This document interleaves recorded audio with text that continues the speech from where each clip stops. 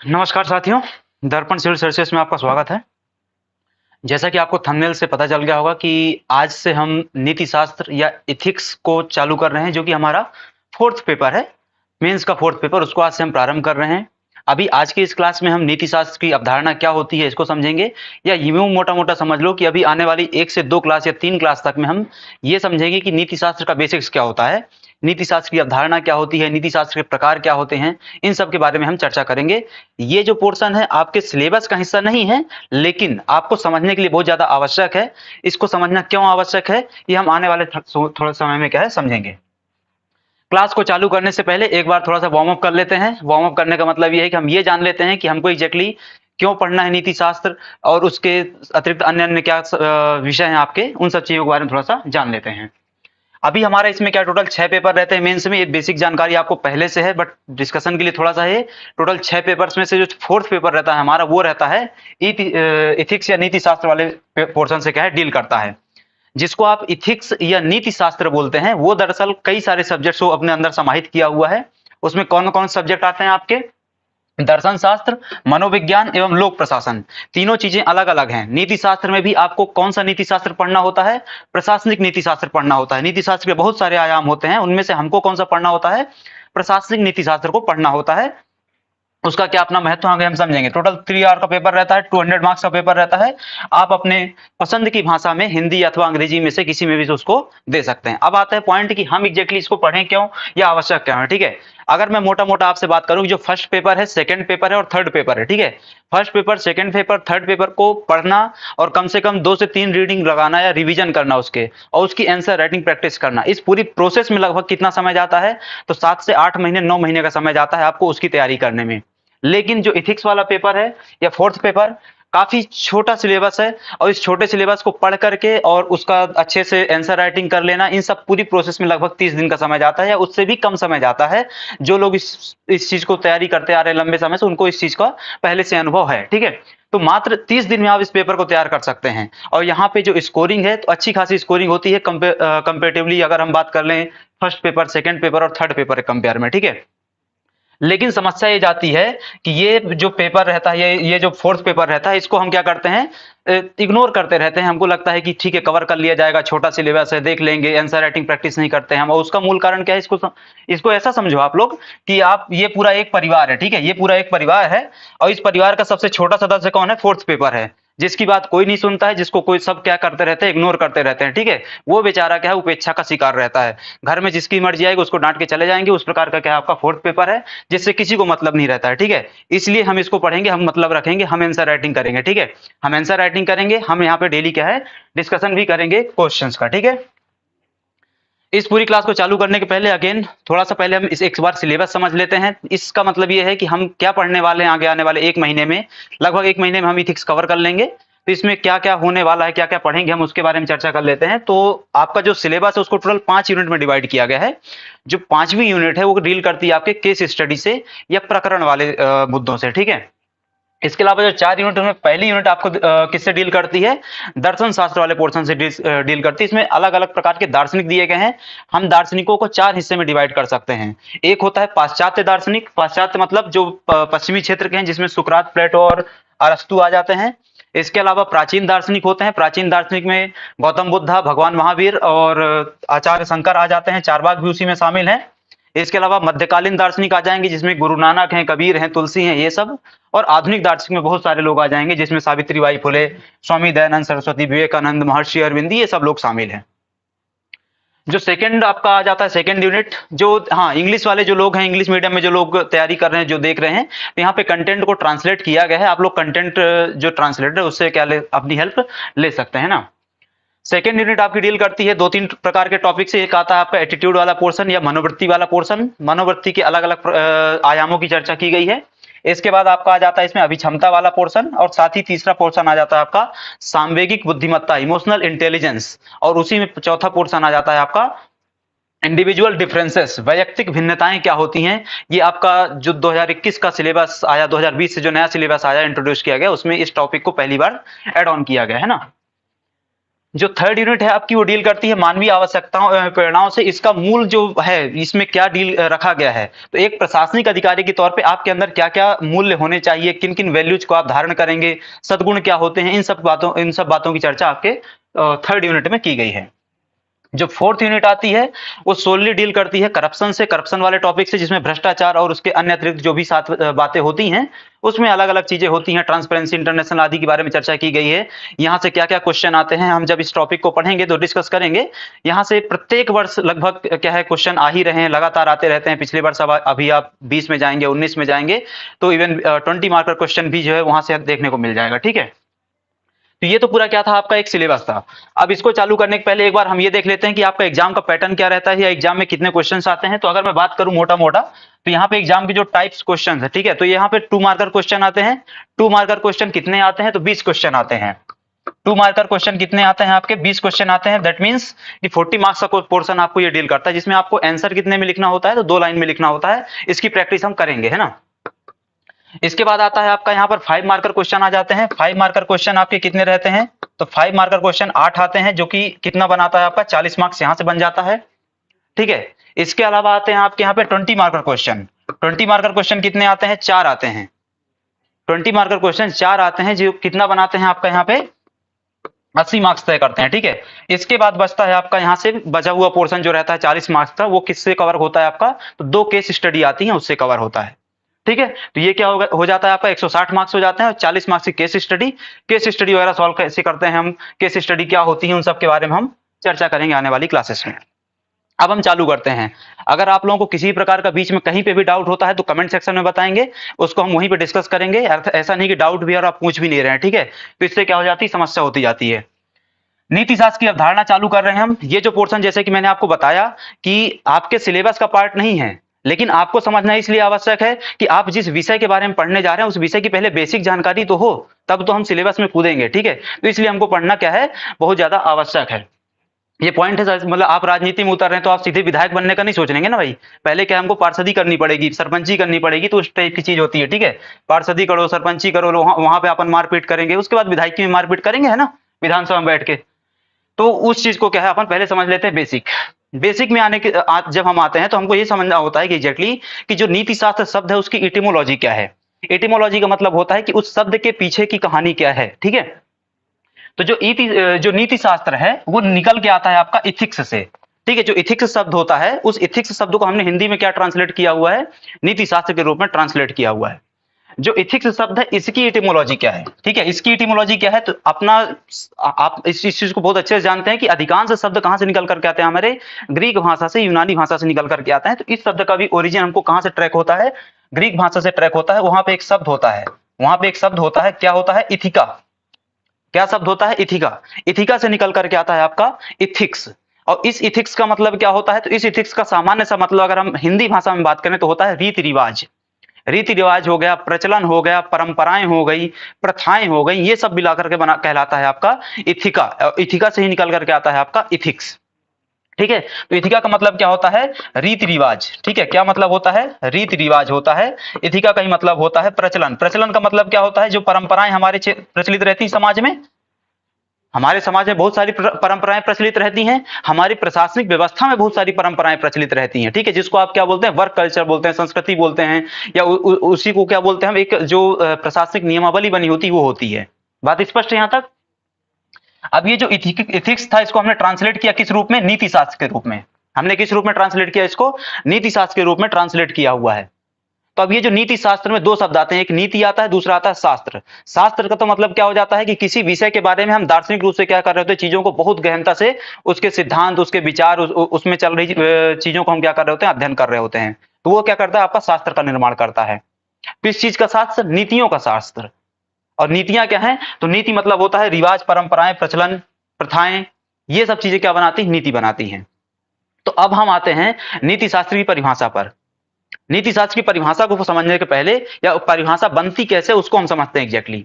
ठीक है, तो जैसा कि मैंने आपको बताया कि ये क्या है, परंपराएं हैं। ये क्या है, परंपराएं हैं। नीति का मतलब क्या होता है, परंपराएं। नीति का मतलब क्या होता है, रीति रिवाज, रीति रिवाज। ठीक है, नीति का मतलब क्या होता है, रीति रिवाज। और नीति का हिसाब यहां से अगला मतलब क्या निकल करके आ जाता है साथ आपका, इसको लिखते जाइए। ठीक है, अब यहां से आप लिखना चालू कर दीजिएगा, आपको अपने नोट्स बनाने रहेंगे। ये जो फाइल रहेगी मैं आपके साथ शेयर करूंगा, ये फाइल टेलीग्राम ग्रुप में शेयर की जाएगी, अलग से ग्रुप बना देंगे कंटेंट शेयरिंग के लिए, वहां पे आपको इसको शेयर किया जाएगा। नीति शास्त्र में नीति का सामान्य सा मतलब क्या हो जाता है, ले जाना, टू कैरी फॉरवर्ड। नीति का मतलब क्या होता है सामान्य सा, ले जाना।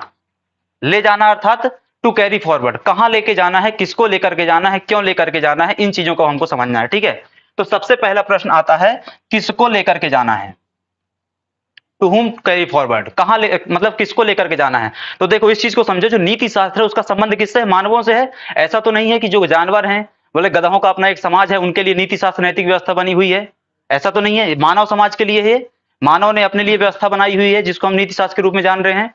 ठीक है, तो किसको लेकर के जाना है, मानव को लेकर के जाना है। किसको लेकर के जाना है, ह्यूमंस को लेकर के जाना है। यहीं पे दूसरी चीज निकल करके आती है, ह्यूमंस को तो लेकर के जाना है, लेकिन ह्यूमंस की किन चीजों को, तो मानव के ऐच्छिक कर्मों को। किनको लेकर के जाना है, मानव के ऐच्छिक कर्मों को।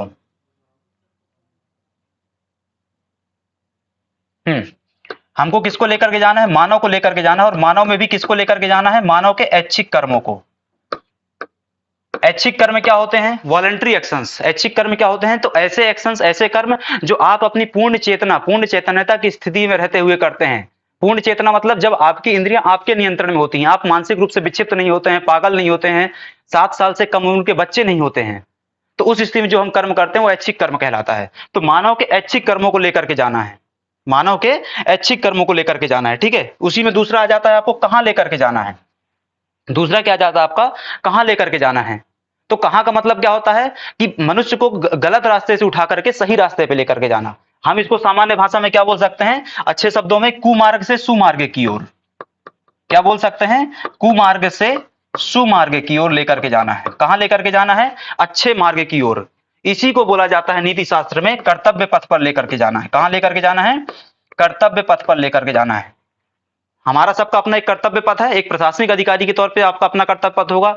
अभी आप अपने घर में रहते हैं, आप एक घर की जिम्मेदारी होगी आपके पास, उसका अपना एक कर्तव्य है। ठीक है, तो वहां लेकर के जाना है। ठीक है, तो किसको लेकर के जाना है, मानव के ऐच्छिक कर्मों को लेकर के जाना है। कहां लेकर के जाना है, कुमार्ग से सुमार्ग की ओर।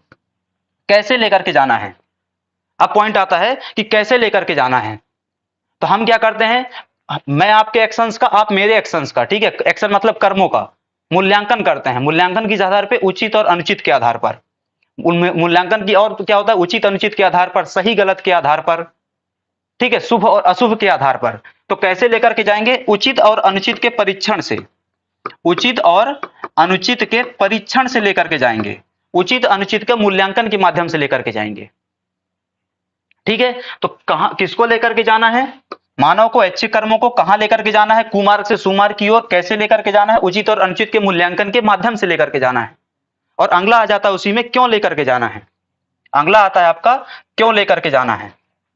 भाई आप नीति शास्त्र का पालन क्यों करेंगे, क्योंकि हमको क्या करना है अपने जीवन में, अपने जीवन को सुखमय बनाना है। ठीक है, तो मानव जीवन को सुखमय बनाने के लिए लेकर करना है हमको ऐसा, मानव जीवन को सुखमय बनाना है हमको, मानव जीवन को सुखमय बनाना है, ताकि मानव जीवन क्या हो सके, सुखी हो सके। इसलिए हमको क्या करना है, ये काम करना है। ठीक है, तो अब आओ, नीति शास्त्र की परिभाषा बना दी मैंने। ठीक है, नीति शास्त्र की परिभाषा बना दी, आप साथ में बोलते चलिए। ठीक है, साथ में इसको बोलते चलिए, कैसे परिभाषा बनी। ये सब चीजें आपको रटनी नहीं है, ये यहाँ पे इसलिए किया गया इस प्रकार का डिवीजन, ताकि आपको रटना ना पड़े। रटने की प्रक्रिया से हमको निजात पाना है। ठीक है, इन पूरी क्लासेस, जो भी क्लासेस चलाई जा रही है, इन सबका मूल पर्पज यही है। मेंस एग्जाम रटने का एग्जाम नहीं है बिल्कुल भी। साइंस वाला पोर्शन थोड़ा बहुत रटने का होता है, परिभाषाएं, कुछ पोर्शन आपको रटना होता है, सब कुछ नहीं रटना है, कॉन्सेप्ट क्लैरिटी। ठीक है, आओ कैसे। ठीक है, तो मानव के ऐच्छिक कर्मों को कुमार्ग से सुमार्ग, मतलब कुमार्ग से सुमार्ग के माध्यम से मानव के ऐच्छिक कर्मों को लेकर के जाना, ताकि मानव जीवन को क्या कर सके, हम सुखी बना सके। ठीक है, तो इसको पूरी परिभाषा बनाओ, उचित अनुचित के मूल्यांकन के माध्यम से। जो तीसरा पॉइंट था हमारा, कैसे, उसको आप पहले नंबर पे लाओ परिभाषा बनाने के लिए। उचित अनुचित के मूल्यांकन के माध्यम से पहली लाइन, उचित अनुचित के मूल्यांकन के माध्यम से मानव के ऐच्छिक कर्मों को कुमार्ग से सुमार्ग पर ला करके उसके जीवन को सुखी बनाना ही नीति शास्त्र कहलाता है। उचित और अनुचित के मूल्यांकन के माध्यम से मानव के ऐच्छिक कर्मों को कुमार्ग से सुमार्ग पर ले जाकर उसके जीवन को सुखमय बनाना ही नीति शास्त्र कहलाता है। परिभाषा निकल गई। अब इस परिभाषा को हम दूसरे शब्दों में देखेंगे। अब इस परिभाषा को हम दूसरे शब्दों में देखेंगे एग्जैक्टली आपको कैसे लिखना है। ठीक है, यहां पे लिखा हुआ है चरम प्रसन्नता प्राप्ति के साधन के रूप में, चरम प्रसन्नता प्राप्ति के साधन के रूप में औचित्य अनुचित्य के दृष्टिकोण से, औचित्य अनुचित्य के दृष्टिकोण से, औचित्य अनुचित मतलब उचित और अनुचित, औचित्य अनुचित्य के दृष्टिकोण से मानवीय क्रियाकलापों का क्या करना, अध्ययन करना। मानवीय क्रियाकलापों का अध्ययन करना क्या कहलाता है, नीति शास्त्र कहलाता है। अब ये जो पीछे तुमने परिभाषा बनाई थी, यही परिभाषा यहाँ पे लिखी हुई है। हमने क्या बोला था, मानव जीवन को सुखमय बनाना है। मानव जीवन को सुखमय बनाना मतलब चरम प्रसन्नता है। भाई आपका जीवन सुखी है मतलब आप प्रसन्नता के सर्वोच्च स्तर पर हैं। ठीक है, चरम सुख जिसको बोलते हैं, प्रसन्नता के क्या है, आप सर्वोच्च स्तर पर हैं। तो चरम प्रसन्नता प्राप्ति के साधन के रूप में उचित अनुचित के मूल्यांकन के माध्यम से, यही तो आप उचित अनुचित का मूल्यांकन कर रहे थे, तो उचित अनुचित के मूल्यांकन के माध्यम से क्या कर रहे हैं, वो कर रहे हैं। ठीक है, मानवीय क्रियाकलाप, मानवीय क्रियाकलाप जो ह्यूमन एक्शंस था आपका, ठीक है, जो ह्यूमन एक्शंस था, मानव के ऐच्छिक कर्म। बात स्पष्ट हो गई कैसे परिभाषा बनानी है। अब ऊपर उधर वाली परिभाषा आपको रटने की कभी जरूरत नहीं पड़ेगी। इसकी दूसरी परिभाषा भी है कि दर्शन विज्ञान की वह शाखा जिसमें समाज में रहने वाले मानवों के ऐच्छिक कर्मों का शुभ अशुभ उचित अनुचित के आधार पर निर्धारण किया जाता है। जस्ट मैंने अभी आपको बोला कि उचित अनुचित के आधार पर, शुभ अशुभ के आधार पर, सही गलत के आधार पर क्या करना, मानव एक्शंस का, मानव के ऐच्छिक कर्मों का क्या किया जाना, मूल्यांकन किया जाना। बात स्पष्ट हो गई यहां से। और जो इंग्लिश वाले लोग हैं वो भी यहां पढ़ सकते हैं, it is the branch of philosophy that involves a systematic study. Branch of philosophy, मानव दर्शन क्या है, दर्शन विज्ञान की शाखा है, branch of philosophy that involve a systematic study of human actions from the point of view of righteousness मतलब उचित, और रॉन्गफुलनेस अर्थात अनुचित। तो उचित अनुचित की दृष्टि से क्या करना, हम अध्ययन करते हैं। ये आपका कहलाता है नीति शास्त्र। आप लोगों को डाउट है तो बताते रहिए, अगर डाउट नहीं है तो भी बताते रहिए कि हाँ सब कुछ क्लियर है। ठीक है, ताकि मुझे पता चले कि हाँ वन वे नहीं चल रहा है इंटरेक्शन, अपन क्या है टू वे इंटरेक्शन रख रहे हैं। अगर आपको कोई डाउट है, अच्छा लग रहा है तो भी बता सकते हैं ना भाई, अच्छा लग रहा है तो भी बता सकते हैं कि हाँ अच्छा लग रहा है। मुझे भी अच्छा लगेगा कि भाई आपको पढ़ के अच्छा लग रहा है मेरे से, है ना। अब हमने पीछे बात करी ह्यूमन एक्शंस की, मैंने यहाँ पे आपको बताया मानव के ऐच्छिक कर्म। ठीक है, तो ये कर्म क्या होते हैं इसको समझ लेते हैं थोड़ा सा। ठीक है, कर्म को डिटेल से हम समझेंगे कि नीति शास्त्रीय कर्म क्या होते हैं, नीति शून्य कर्म क्या होते हैं, इसको हम आगे आने वाली स्लाइड में समझेंगे। बट अभी के लिए चूंकि यहाँ पे कर्म आया था तो यहाँ पे आता है सबसे पहले मानव। हमने बोला कि मानव के ऐच्छिक कर्मों को, क्या सभी लोग मानव हैं, क्या आप मानव हैं, क्या मैं मानव हूं। यहाँ पे मानव का मतलब होमोसेपियंस नहीं है, यहाँ पे मानव का मतलब होमोसेपियंस नहीं है। हम सब होमोसेपियंस है बायोलॉजी की भाषा में, ठीक है, एंथ्रोपोलॉजी की भाषा में हम सब होमोसेपियंस है। लेकिन अभी यहाँ पे मानव का मतलब है कि क्या सभी जो व्यक्ति एक्शन कर रहे हैं, जो व्यक्ति कर्म कर रहा है, क्या सबके एक्शन उस मानवीय कर्मों के तहत परिभाषा में आ जाएंगे। तो वो बिल्कुल नहीं आते हैं। क्यों नहीं आते हैं, तो हम कुछ लोगों को इस मानव की परिभाषा से बाहर रखते हैं। नीति शास्त्र की दृष्टि में हम कुछ लोगों को मानव की परिभाषा से बाहर रखते हैं। कौन कौन है वो लोग, एक होता है बालक, एक होता है बालक। बालक का मतलब क्या होता है, नीति शास्त्र की उसमें टर्म में बालक का मतलब क्या होता है, 7 वर्ष या उससे कम उम्र का बच्चा। 7 वर्ष या उससे कम उम्र का बच्चा बालक कहलाता है। उसके कर्मों का मूल्यांकन नहीं करते हो। जैसे उदाहरण की बात कर लें, भाई आपके घर की खिड़की तोड़ दी किसी बच्चे ने, तो आप उसको ये नहीं बोलते हैं कि उसने नीति शास्त्र के नजरिए से, नैतिकता की दृष्टि से गलत किया है। भाई तारक मेहता का उल्टा चश्मा देखते हैं, कई लोग देखते होंगे खाना खाते टाइम डेली, कितनी बार टप्पू तोड़ता रहता है खिड़कियां। ठीक है, क्या खिड़की तोड़ने पे भिड़े जी ने कभी बोला कि तुमने नैतिक रूप से गलत कर्म किया है, बिल्कुल नहीं बोला कभी, वो तो सीधे पिटाई करते हैं ना। तो ये क्या होता है, मानव में पहला किसको हम बाहर रखते हैं, मानव की परिभाषा से बालक को बाहर रखते हैं। ठीक है, बालक मतलब 7 वर्ष से कम। दूसरा, मानसिक रूप से कोई विक्षिप्त है, क्या होता है, मानसिक रूप से कोई विक्षिप्त होता है, या उसी में क्या हो जाता है, कोई उसको उसका अगला चरण होता है मानसिक विक्षिप्तता का अगला चरण क्या होता है, पागलपन। तो कोई पागल है, ठीक है। तो अगर मानसिक रूप से विक्षिप्त है, पागल है या बालक है, तो हम उसको मानव कैटेगरी में नहीं रखेंगे। इसके अलावा जो है उन सभी लोगों के, सभी के कर्मों का हम क्या करेंगे, नैतिकता की दृष्टि से उचित अनुचित, शुभ अशुभ, सही गलत के आधार पर क्या करेंगे, मूल्यांकन करेंगे। मेरे ख्याल से बात स्पष्ट है यहां तक। अगर कहीं पे कोई दिक्कत आती तो बताते रहेंगे, ठीक है। फिर आता है ऐच्छिक या वॉलंटरी एक्शंस क्या होते हैं। ऐच्छिक कर्म क्या होते हैं? तो जैसा कि मैंने पीछे आपको बताया कि ऐच्छिक कर्म का मतलब क्या होता है कि आपके द्वारा किया गया ऐसा कर्म जब आपकी इंद्रियां क्या रहती हैं, आपके पूर्ण नियंत्रण में रहती हैं, आप अपनी सेंसेस को कंट्रोल में रखते हुए कोई कर्म करते हैं, तो उस स्थिति में किया गया कर्म ऐच्छिक कर्म कहलाता है। आप अपने पूर्ण नियंत्रण में हैं। जैसे उदाहरण के लिए कि आपकी कनपट्टी में क्या है, बंदूक रख दी गई, बोले अब ये कर्म करो, तो फिर उस पर्टिकुलर कर्म का हम मूल्यांकन नैतिकता के आधार पर नहीं करेंगे कि तुमने उचित किया अनुचित किया। क्यों? क्योंकि उस समय आप अपने नियंत्रण में नहीं थे ना, दूसरे के नियंत्रण में थे। ठीक है, तो आपका मूल्यांकन इस आधार पे नहीं किया जाएगा। अगर आप क्या है, आप अपनी सेंसेस को कंट्रोल नहीं कर पा रहे हैं, कुछ मानसिक दिक्कत है, तो उस स्थिति में भाई एक होता है ना, पागल व्यक्ति सड़क में रहता है, वो किसी को पत्थर मारता रहता है, किसी को लाठी मारता रहता है, किसी को गाली देता रहता है। क्या कभी आपने ये बोला कि नहीं भाई तूने क्या है नैतिकता की दृष्टि से गलत किया है? अपन क्या करते हैं, इग्नोर करके निकल लेते हैं। ठीक है, ये चलता है। तो ये क्या होते हैं, आपके ऐच्छिक या वॉलंटरी एक्शंस होते हैं। ठीक है, तो ह्यूमन क्या है और ऐच्छिक एक्शन क्या होते हैं, वॉलंटरी एक्शन क्या होता है, उसको हमने यहाँ पे समझा।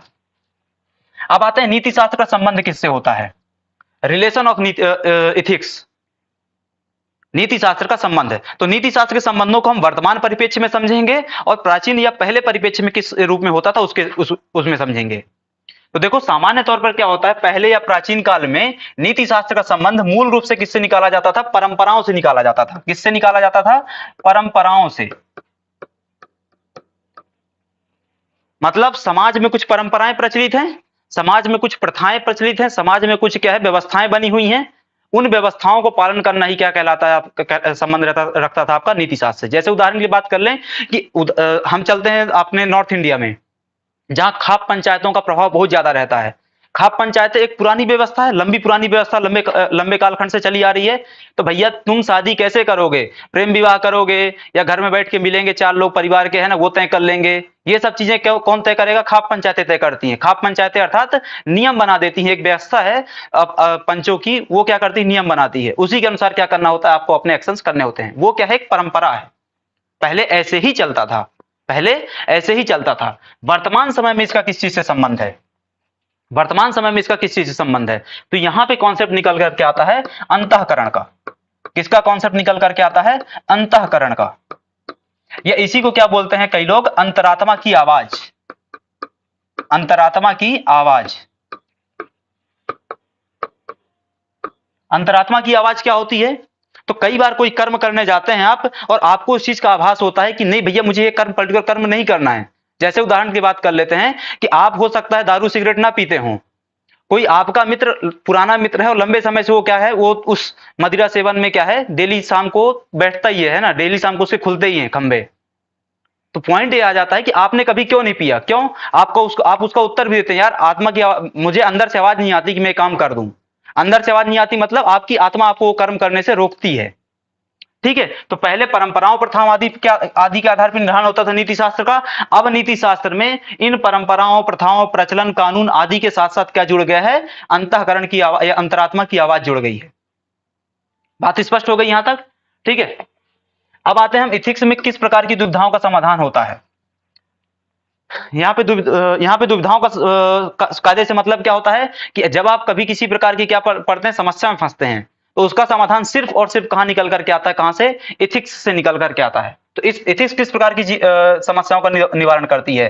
तो how to live a good life, अच्छा जीवन कैसे जिया जाए, अच्छा जीवन कैसे जिया जाए। हमने नीति शास्त्र की परिभाषा में सबसे पहली लाइन यही पढ़ी हुई थी, मानव जीवन को सर्वोच्च बनाना है, चरम प्रसन्नता की प्राप्ति। वो चरम प्रसन्नता कैसे मिलेगी? जब आपका जीवन क्या हो जाएगा, अच्छा हो जाएगा। ठीक है, दूसरा हमारे अधिकार एवं जवाबदेहिता क्या होंगे, राइट्स एंड रिस्पॉन्सिबिलिटीज।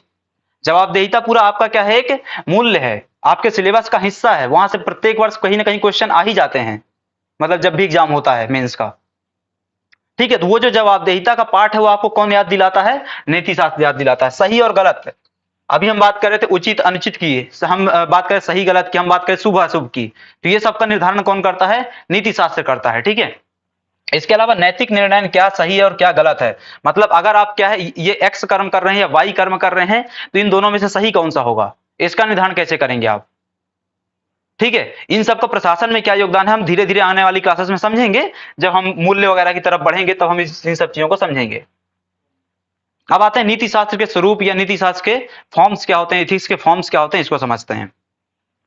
इसमें आता है नीति शास्त्र को दो रूपों में समझा जाता है। एक आता है विषय विशेष के रूप में, जिसको हम बोलते हैं एथिक्स एज अ डिसिप्लिन, और दूसरा आता है नैतिक व्यवस्था के रूप में, अर्थात ethics as a moral law. ठीक है, नैतिक व्यवस्था के रूप में उसको हम जानने का प्रयास अब करेंगे। सबसे पहले आपका इसमें आ जाता है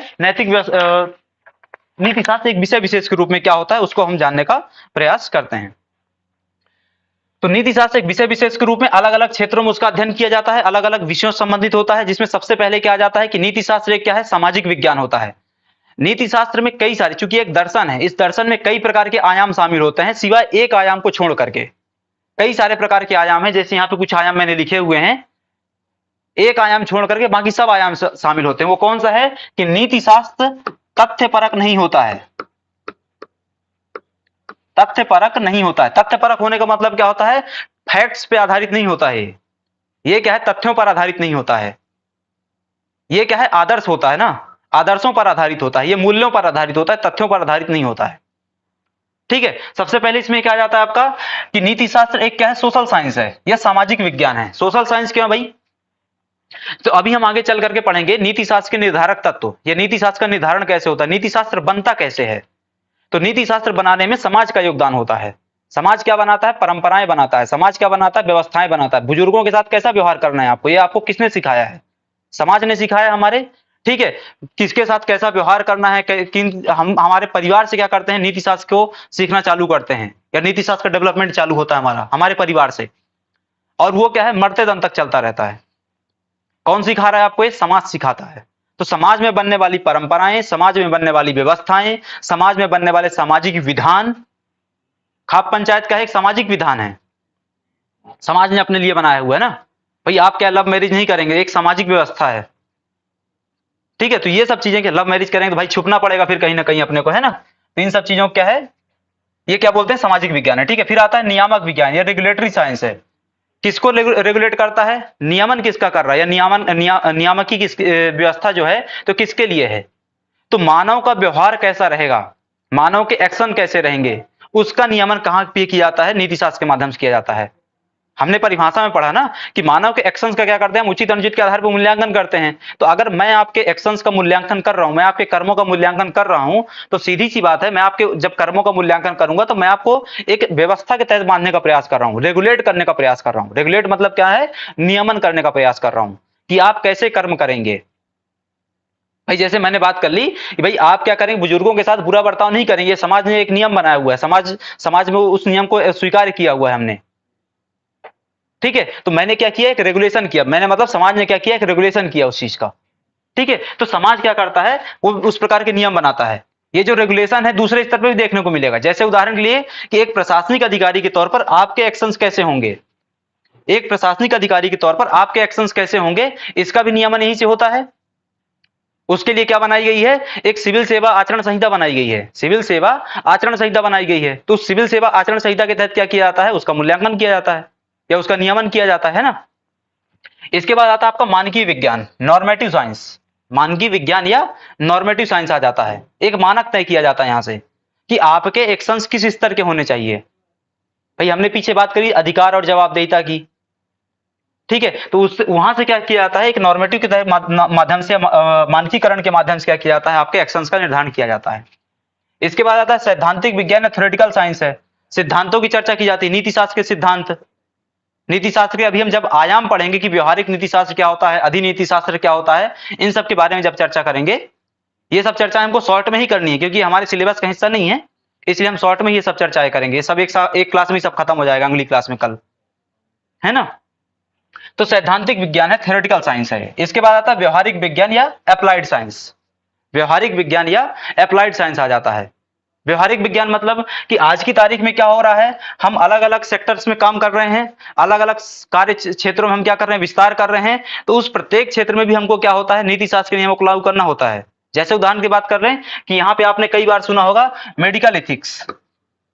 क्या सुना होगा आपने, मेडिकल एथिक्स। इसी को क्या बोलते हैं, चिकित्सा नीति शास्त्र। क्या बोलते हैं, चिकित्सा नीति शास्त्र। जैसे बात कर लेंगे भाई चिकित्सकों के लिए एक नैतिक व्यवस्था बनी हुई है, उसके तहत बन के काम करना होता है। अगर किसी ने क्या कर दिया, भ्रूण परीक्षण कर दिया, भ्रूण परीक्षण पीसीपीएनडीटी के तहत, एक्ट के तहत क्या है, वो बैन है, लेकिन फिर भी करता है, तो हम क्या बोलते हैं कि ये मेडिकल एथिक्स के क्या है, अगेंस्ट है। अगर कोई क्या करता है, अंग व्यापार करता है, तो हम बोलते हैं मेडिकल इथिक्स क्या है, वो अगेंस्ट है, चिकित्सा नीति शास्त्र के क्या है, वो विरुद्ध है, विपरीत है। ऐसे ही क्या होता है आपका, क्या होता है खेल के क्षेत्र में होता है, खेल नीति शास्त्र बोलते हैं उसको, क्या बोलते हैं, खेल नीति शास्त्र बोलते हैं। भाई आपका फेवरेट खिलाड़ी विराट कोहली क्या है, ग्राउंड में इंग्लैंड के खिलाड़ी को क्या बोलता है, नाम लेकर के बुलाता है, बेन स्टोक्स। फिर आप उसका अपना एक मतलब निकालते हैं। इससे होता क्या एग्जैक्टली exactly? इससे ये होता है यहां पर कि हम उस चीज को बोलते हैं कि ये खेल भावना के विरुद्ध है। अगर कोई खिलाड़ी क्या है ग्राउंड में लड़ जाता है, जैसे भाई हरभजन सिंह ने श्रीसंत को मार दिया, ठीक है, अच्छा बहुत तेज से थप्पड़ मारा था, बहुत पुराना है लेकिन अभी भी क्या है वो याद हो जाता है श्रीसंत को, ठीक है, तो मार दिया, तो हमने क्या बोला उसको कि ये खेल भावना के विरुद्ध है। अब खेल भावना क्या है, खेल का नीति शास्त्र है।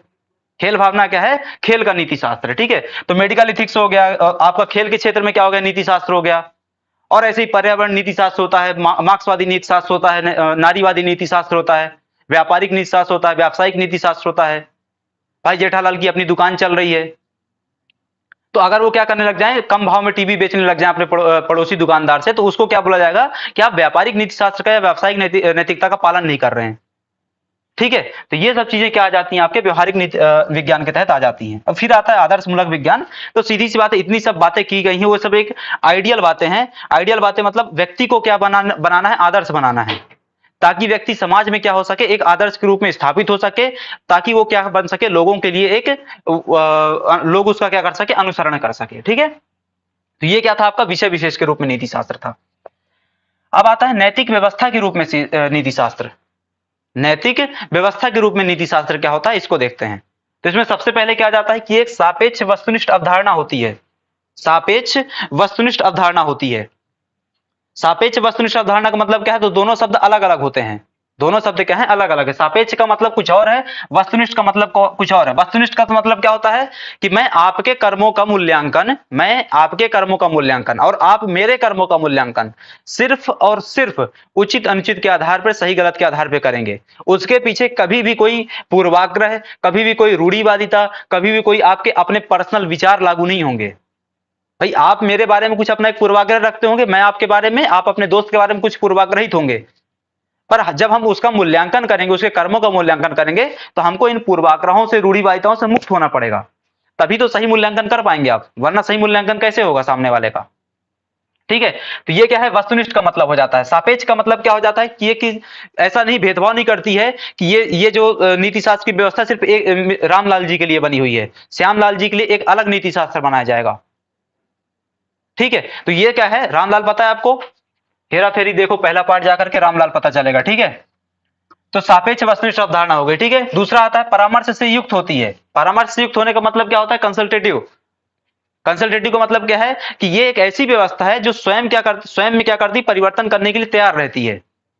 परिवर्तन तब होगा ना जब आप परामर्श लेंगे। भाई समाज ने कोई नियम बनाया हुआ है, समाज ने एक नियम बनाया हुआ था। समाज ने क्या नियम बनाया था, सती प्रथा का, कि भाई अगर क्या हुआ, किसी महिला का शादीशुदा महिला का के पति का निधन हो जाता है तो उसको सती कर दिया जाएगा। समाज ने नियम बनाया हुआ था, लेकिन समाज ने ही उसको क्या कर दिया, फिर खत्म कर दिया। अगर समाज अगर परामर्श नहीं लेता तो समाज खत्म कैसे करता। समाज अगर परामर्श नहीं लेता, उसको पता नहीं चलता कि हमारे अंदर कुछ गलत है, परामर्श लेकर के, तो खत्म कैसे करता। समाज ने ही तो नियम बनाया था कि विधवा पुनर्विवाह नहीं होगा, लेकिन फिर विधवा पुनर्विवाह आईसीवीएस के प्रयासों से चालू हुआ। आईसीवीएस मतलब ईश्वर चंद्र विद्यासागर, ठीक है।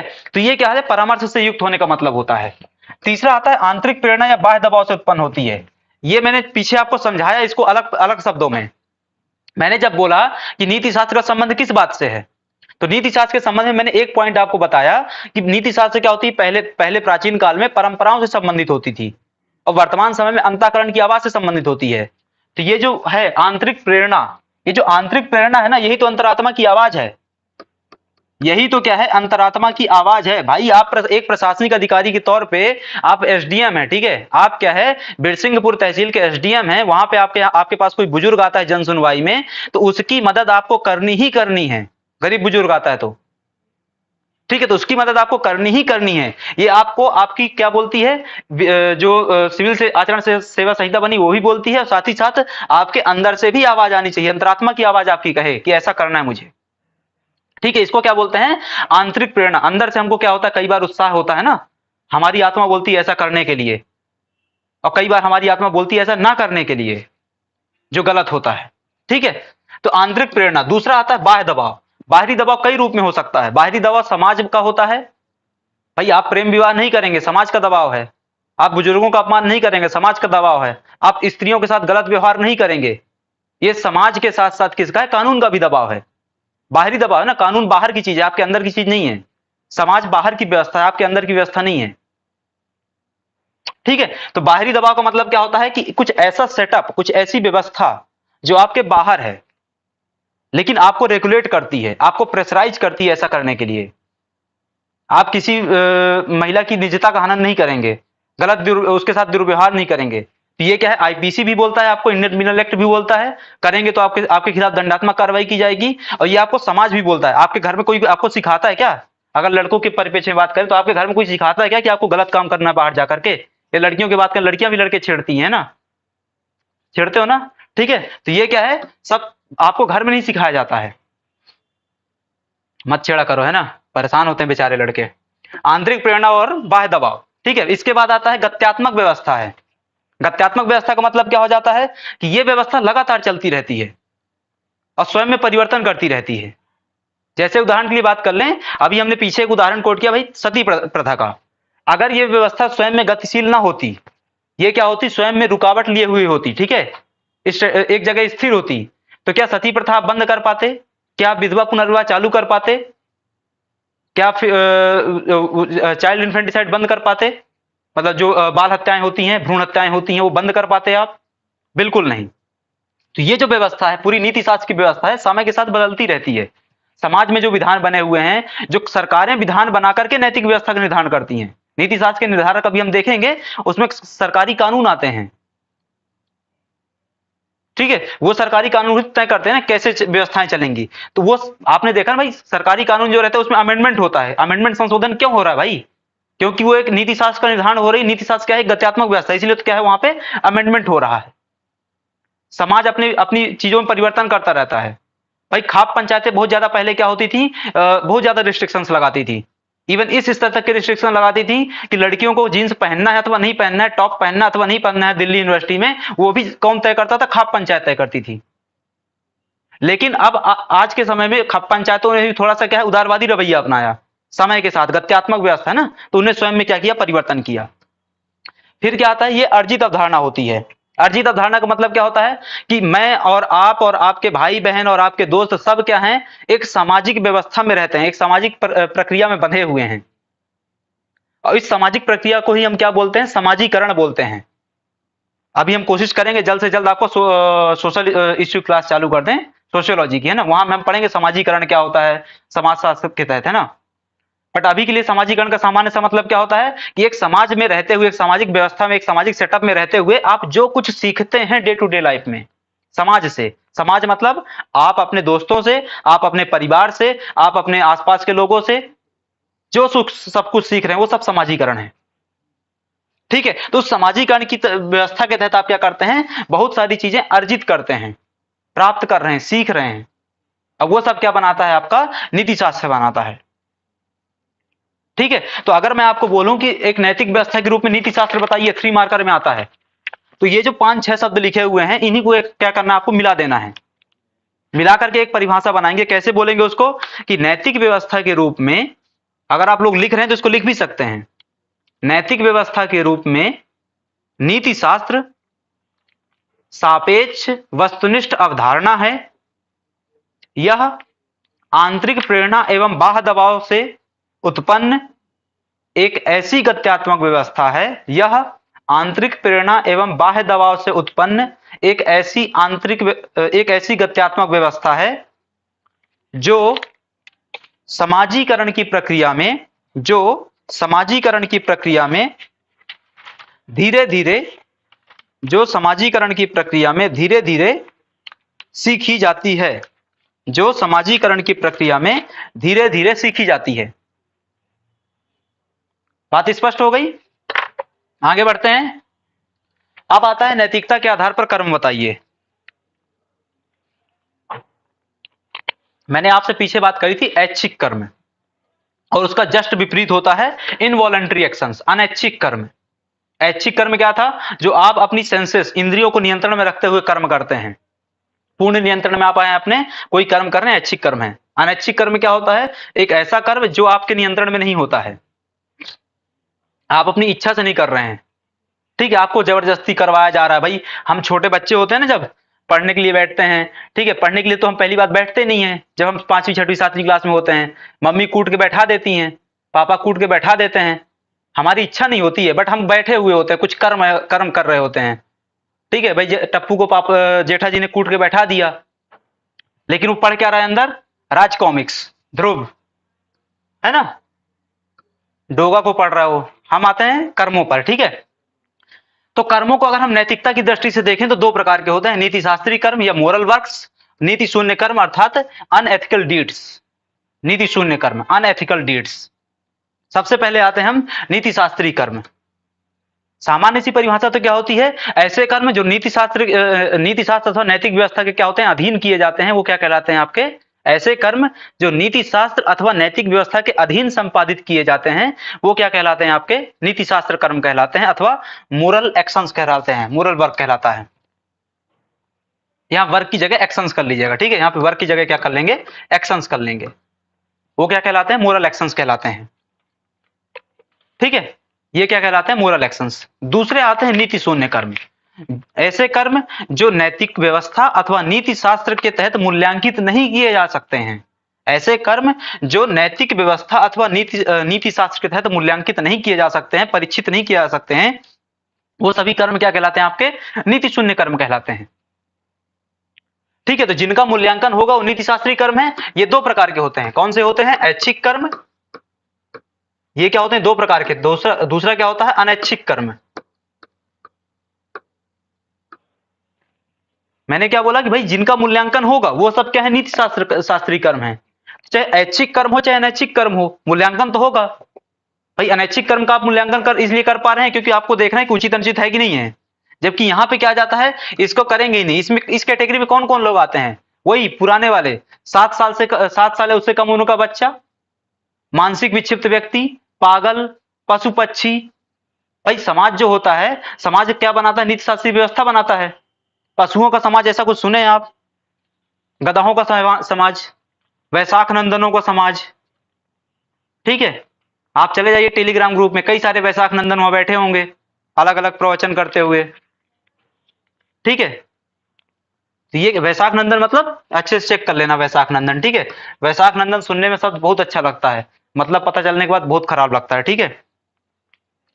तो ये सब क्या हो जाते हैं? आपके नीति शून्य कर्म आ जाते हैं, ठीक है। तो नीति शून्य कर्म हमने क्या क्या देख लिया? पशु पक्षियों के कर्म हो गए, ठीक है। किसी दबाव में किया गया कोई कर्म हो गया आपका, मानसिक रूप से विक्षिप्त व्यक्तियों के कोई कर्म हो गए, अबोध बालक के कर्म हो गए, ठीक है। तो ये सब क्या हो जाते हैं? आपके नीति शून्य कर्म या अनएथिकल डीड्स कहलाते हैं, ठीक है। तो नीति शास्त्री कर्म हो गए और नीति शून्य कर्म हो गए। तो ये पूरा क्या था आपका? आज की क्लास थी। इस आज की क्लास में हमने नीति शास्त्र की अवधारणा, बेसिक क्या होता है उसको समझा। अगली क्लास में, कल की क्लास में हम नीति शास्त्र के आयाम देखेंगे। नीति शास्त्र के आयाम के तहत क्या होता है कि भगवत गीता का दर्शन, निष्काम कर्म का दर्शन क्या है वो समझेंगे, कांट का दर्शन क्या होता है उसको समझेंगे, अंतरात्मा की आवाज या अंतःकरण की आवाज का सिद्धांत क्या होता है उसको समझेंगे।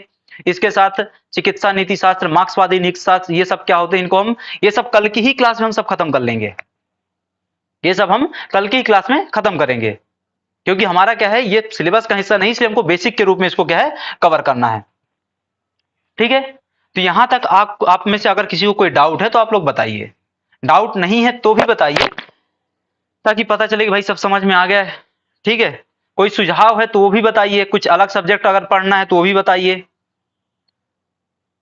समय का मैनेजमेंट करके उसको चालू किया जाएगा।